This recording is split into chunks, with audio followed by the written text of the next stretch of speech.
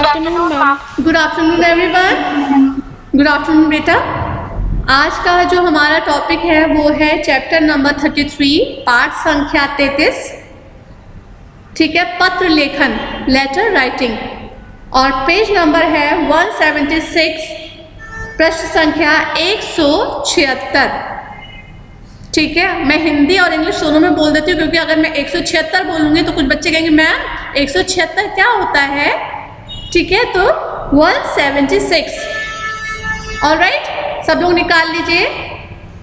Chapter number 33, पत्र लेखन, letter writing, page number 176, पृष्ठ संख्या 176। ठीक है, आज हम लोग करेंगे। सबने निकाल लिया? Yes ma'am. ऑलराइट, तो क्लास स्टार्ट होने से पहले मैं एक चीज़ आप लोगों को समझा देना चाहती हूँ। जो आप लोगों का आर्ट इंटीग्रेशन का जो प्रोजेक्ट है उसमें जो टॉपिक बेटा आप लोगों को मिला है, अगर आप लोगों को मेघालय मिला है तो आपको मेघालय पे लिखना है। अगर अरुणाचल प्रदेश मिला है तो अरुणाचल प्रदेश पे लिखना है, क्योंकि मैंने जो मैसेज आप लोग को किया है आई थिंक उसमें अरुणाचल प्रदेश लिखा हुआ है ना?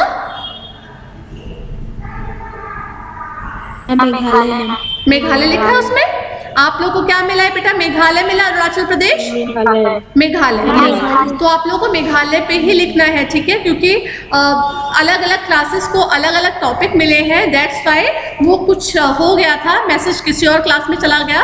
तो मैं आप लोगों को इसलिए मैंने क्लियर कर दिया क्लास में कि आप लोगों को जो टॉपिक मिला है आपको उसके ऊपर ही लिखना है, हिंदी में भी।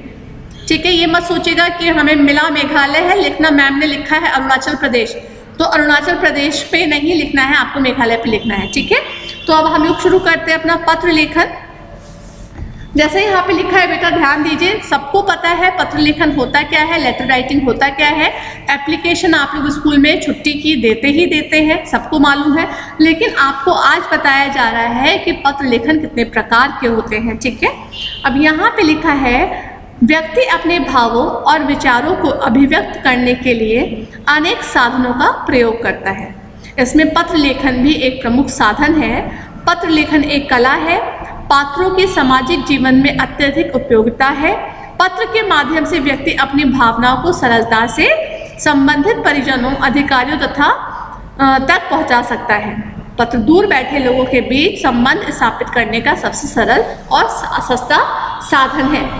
अब आपकी जनरेशन के लिए पत्र लेखन बहुत बड़ी चीज़ नहीं है।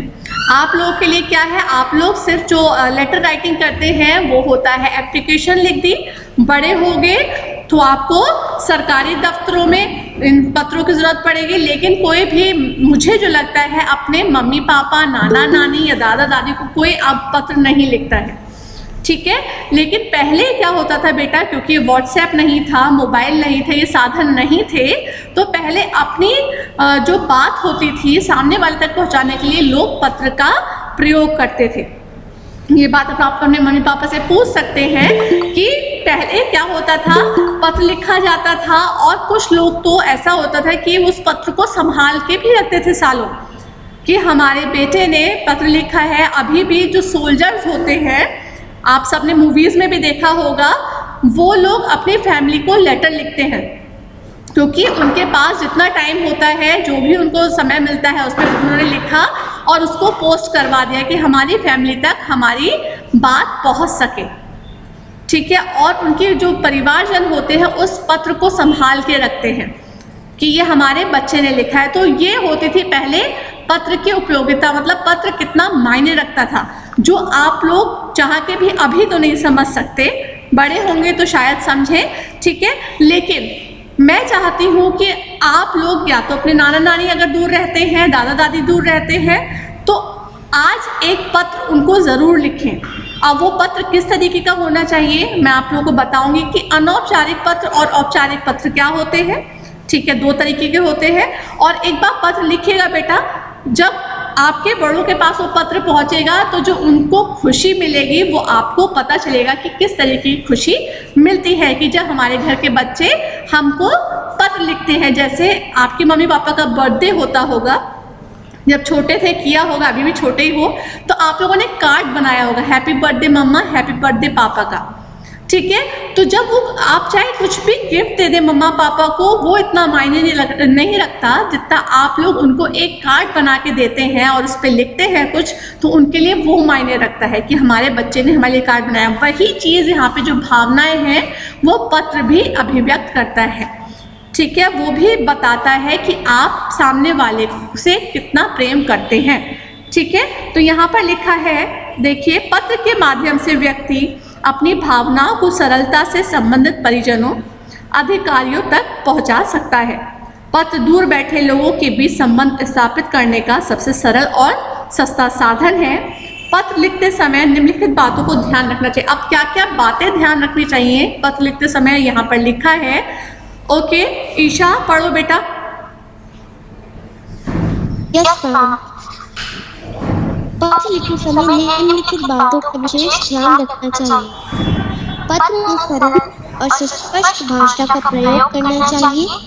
दूसरा, वाक्य छोटे छोटे तथा प्रभावशाली होने चाहिए। तीसरा, पत्र का विषय वस्तु स्पष्ट होना चाहिए।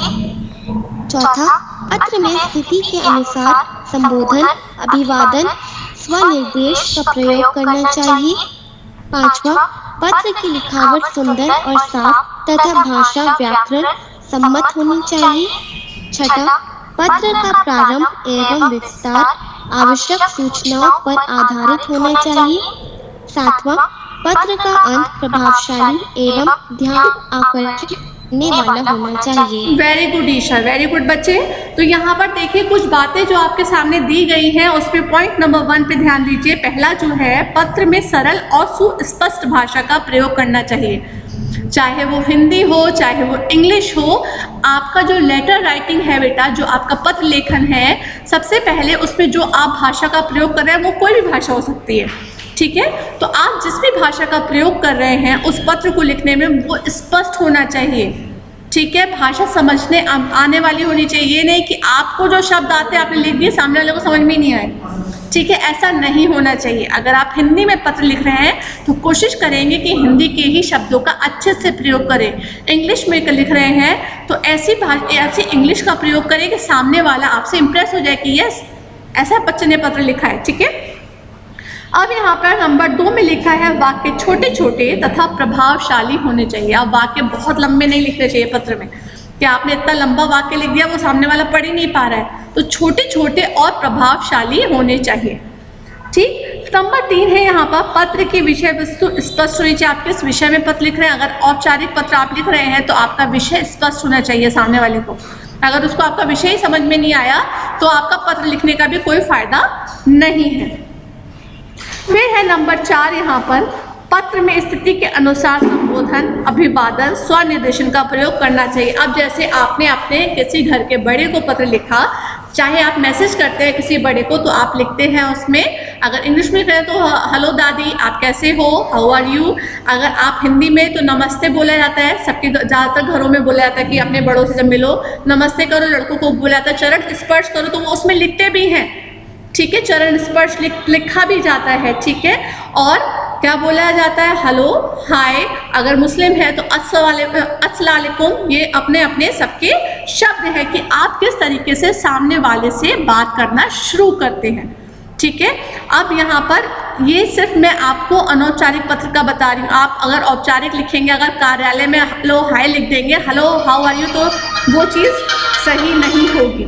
ये आता है अनौपचारिक के अंतर्गत, ठीक है। तो यहाँ पे फिर उसके बाद है, पत्र की लिखावट सुंदर और साफ तथा भाषा व्याकरण सम्मत होनी चाहिए। अब लेटर जब आप लिख रहे हैं तो आपको ऐसा लिखना चाहिए कि सामने वाले को आपकी हैंडराइटिंग समझ में आ जाए, आपका जो लेखन है वो समझ में आने वाला हो। आप डॉक्टर की तरह मत लिख दीजिएगा कि आप मेडिसिन समझ में नहीं आ रही है, आप सिर्फ मेडिकल स्टोर वाला समझ सकता है, ठीक है। ऐसी राइटिंग का प्रयोग नहीं करना है, ऐसी राइटिंग लिखनी है, ऐसा लेख होना चाहिए आपका कि सामने वाले को अच्छा लगे। फिर है नंबर 6, पत्र का प्रारंभ एवं विस्तार आवश्यक सूचनाओं पर आधारित होना चाहिए। आप जो भी लिख रहे हैं तो वो आवश्यक सूचनाओं पर ही निर्धारित होना चाहिए। नंबर 7 है यहाँ पर, पत्र का अंत जो है प्रभावशाली एवं ध्यान आकर्षित करने वाला होना चाहिए। आप जो भी पत्र लिख रहे हैं, क्योंकि सारी चीज़ें जितने भी पॉइंट्स हैं यहाँ पर उसमें क्लियर है कि पत्र में आपको क्या क्या बातें ध्यान रखनी है। अब आते हैं पत्र के प्रकार। अब पत्र के कितने प्रकार होते हैं? आद्विका आप बताओगे बच्चे, ये पढ़ो पत्र के प्रकार। पत्र दो प्रकार के होते हैं, औपचारिक पत्र, अनौपचारिक या निजी पत्र। औपचारिक पत्रों को 3 वर्गों में विभाजित किया जाता है: प्रार्थना पत्र, अवकाश, शिकायत, सुझाव, आवेदन के लिए लिखा गया पत्र आदि। कार्यालय पत्र, किसी सरकारी अधिकारी, विभाग को लिखे गए पत्र आदि। व्यवसायिक पत्र, दुकानदार, प्रकाशक, व्यापारी, कंपनी आदि को लिखे गए पत्र आदि। यस, वेरी गुड बेटा आद्विका। तो यहाँ पर बोला गया है पत्र के 2 प्रकार होते हैं, औपचारिक और अनौपचारिक। ठीक है, औपचारिक पत्र के भी प्रकार, अनौपचारिक में बेटा प्रकार नहीं होता, क्योंकि अनौपचारिक में आप अपने फ्रेंड्स को, अपने घर को कैसे भी लिख सकते हैं पत्र, बस उसमें आपको अपनी भाषा का ध्यान रखना है। कुछ ऐसा पत्र में ना लिख दें कि सामने वाले को वो बुरा लग जाए। ठीक है, लेकिन औपचारिक में आपको बहुत सी चीज़ें ध्यान रखनी होती हैं, क्योंकि वो आप अपने बॉस को लिख रहे हैं या अपने टीचर को लिख रहे हैं या अपने प्रिंसिपल को लिख रहे हैं या किसी भी कार्यालय में अपने हेड को लिख रहे हैं, तो आपको उन चीज़ों का ध्यान रखना अति आवश्यक होता है। अब इसमें क्या क्या आपको उनको 3 वर्गों में विभाजित किया गया है। नंबर 1 है प्रार्थना पत्र। आप सबने कभी ना कभी छुट्टी की एप्लीकेशन लिखी होगी, पत्र लिखा है। उसमें आप सबको पता है कैसे स्टार्ट करते हो आप लोग, सेवा में प्रधानाचार्य, देन उसमें आपका स्कूल का नाम भी होता है। तो यहाँ पर लिखा है, देखो प्रार्थना पत्र कितने प्रकार के होते हैं: अवकाश, शिकायत, सुझाव, आवेदन के लिए लिखे गए पत्र आदि, ये आते हैं आपके प्रार्थना पत्र के अंतर्गत। नंबर 2 आते हैं कार्यालयी पत्र। इसमें होता है किसी सरकारी अधिकारी, विभागों को लिखे गए पत्र आदि। ये मैं बता दूं आपको, कार्यालय पत्र जो होते हैं बेटा आज भी चलते हैं। ठीक है, ऑनलाइन तो आप एप्लीकेशन डालते ही डालते हैं, वो भी लिखनी है आपको, वो भी आप, ऐसा नहीं है, टाइप तो करना ही करना है। तो जब आपको लिखना ही नहीं आएगा, आपको उसका फॉर्मेट ही नहीं पता होगा, तो आप एप्लीकेशन कैसे लिखेंगे? इसलिए यहाँ पर लिखा है किसी सरकारी अधिकारी, विभाग को लिखे गए पत्र आदि। फिर नंबर 3 पे आता है यहाँ पर व्यावसायिक पत्र, दुकानदार, प्रकाशक, व्यापारी, कंपनी आदि को लिखे गए पत्र आदि। ठीक है, ये हो गए हमारे 3 प्रकार के औपचारिक पत्र, प्रार्थना पत्र, कार्यालयी पत्र और व्यावसायिक पत्र। अब आता है पत्र के अंग। अब पत्र के अंग कौन पढ़ेगा? प्रतीक आप पढ़ो बेटा। Yes ma'am. पत्र के अंग, पत्र के 8 अंग होते हैं। नंबर 1 स्थान एवं तिथि। नंबर 2 संबोधन। नंबर 3 अभिवादन। नंबर 4 विषय वस्तु। नंबर 5 समाप्ति। नंबर 6 हस्ताक्षर पूर्ण शब्दावली। 7 हस्ताक्षर। 8 पता। Very good. औपचारिक यहाँ पर लिखा है पत्र के 8 अंग होते हैं। Thank you Prateek, very good बेटा, बहुत अच्छा पढ़ा आपने। पत्र के 8 अंग होते हैं। नंबर 1 स्थान एवं तिथि, ये आपको पता होना चाहिए। नंबर 2 संबोधन। नंबर 3 अभिवादन। नंबर 4 विषय वस्तु। नंबर 5 समाप्ति। नंबर 6 हस्ताक्षर पूर्व शब्दावली। नंबर 7 हस्ताक्षर। नंबर 8 पता। इन अंगों का क्रम औपचारिक और अनौपचारिक में थोड़ा सा परिवर्तित होता है, लेकिन ये अंग दोनों में ही होने अति आवश्यक होते हैं। ठीक है, ये अंग दोनों में ही होते हैं, लेकिन थोड़ा सा जो उनका सीक्वेंस होता है वो थोड़ा सा परिवर्तित यहाँ पर हो जाता है। ठीक है, इतना सबको समझ में आया? Yes ma'am. नेक्स्ट टर्न में बेटा हम लोग इसके जो फॉर्मेट है उसको समझेंगे। ठीक है, जो पत्र का फॉर्मेट होता है, किस तरीके से पत्र लिखा जाता है, उसको हम लोग समझेंगे। आज हम लोगों ने ये पढ़ लिया है कि पत्र लेखन होता क्या है, इसको क्या क्या लिखते समय क्या क्या चीज़ें ध्यान रखनी चाहिए, और उसके बाद ये कितने प्रकार के होते हैं और इनके कितने अंग होते हैं, ये हमने पढ़ा। और अब जब नेक्स्ट पीरियड होगा हमारा जो कल है, तो उसमें हम लोग करेंगे इसके फॉर्मेट, किस तरीके से इसको लिखा जाता है और जो अंग हैं उनको कैसे कैसे प्रयोग किया जाता है, तो उसको हम लोग पढ़ेंगे और समझेंगे। ठीक है, किसी को प्रोजेक्ट में कुछ पूछना तो नहीं है बेटा? No ma'am.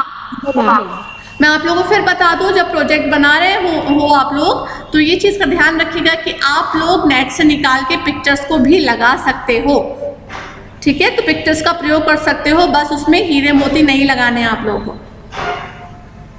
ठीक है। Okay ma'am. Yes ma'am. All right, bye bye class, God bless you बेटा।